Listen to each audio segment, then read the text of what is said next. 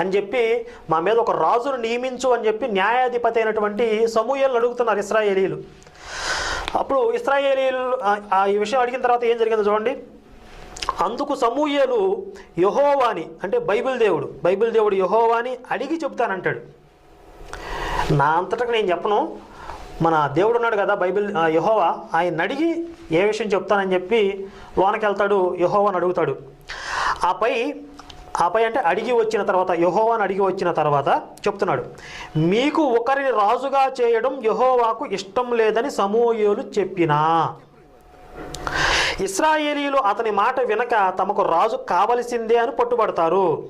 ఇక చేసేది లేక సౌలు అనే యువకుడిని రాజుగా అభిషిక్తుడిని చేసి ఇతనే యెహోవా మీపై నియమించిన రాజు అని ప్రకటిస్తాడు సమూయేలు. బాగా అర్థం చేసుకోండి. ఇశ్రాయేలీయులు అందరూ వెళ్ళి సమూయేలుని అడిగారు, మాకు ఒక రాజుగా